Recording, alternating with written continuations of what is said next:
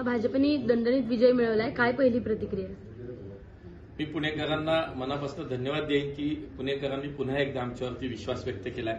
माननीय मोदीजींच्या नेतृत्वामध्ये, माननीय देवेंद्रजींच्या नेतृत्वामध्ये आम्ही विकासाच्या मुद्द्यावरती ही निवडणूक लढली आणि पुणेकरांना हेच आवाहन केलं की आपण पुण्याचं उद्याचं भविष्य, पुण्याचा विकास, पुण्याची प्रगती याच्यासाठी आम्हाला मतदान करा.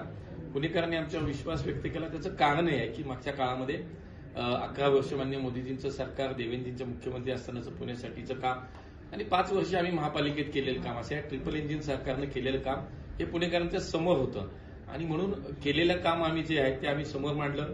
पुढच्या 50 वर्षाचा जो पुण्याच्या विकासाचा संकल्प आहे तो आम्ही आमच्या जाहीरनाम्याच्या माध्यमातून पुणेकरांसमोर दिला, ते ठेवला आणि म्हणून मला असं वाटतं की पुणेकरांनी जे काम आहे ते पाहिले आणि भविष्याचा विचार करता भारतीय जनता पार्टीच्या हातातच पुण्याचं भविष्य सुरक्षित आहे, किंबहुना ते उज्ज्वल आहे याचा विचार पुणेकरांनी केला आणि आमच्यावरती विश्वास व्यक्त केला. मी मनापासून पुणेकरांना धन्यवाद देईन. दंगेकर असू देत, दादा असू देत, त्यांनी तुमच्यावर वारंवार टीका केल्या आणि त्यांनाही कुठेतरी उत्तर दिल्यासारखं झालंय सीटा निवडून येऊन.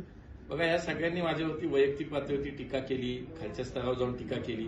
मी कधीच बोललो नाही, पण जनतेनेच त्यांना उत्तर दिलं की शेवटी विकासाच्या मुद्द्यावरती निवडणुका लढल्या जातात, विकासाच्या मुद्द्यावरती निवडणुका जिंकल्या जातात किंवा नकारात्मक राजकारण आणि समाजकारण करून राजकारण म्हणजे मला असं वाटतं निवडणुका कधीच लढल्या जात नाही. याचं मला असं वाटतं पुणेकरांनी दिलेलं हे उत्तर आहे.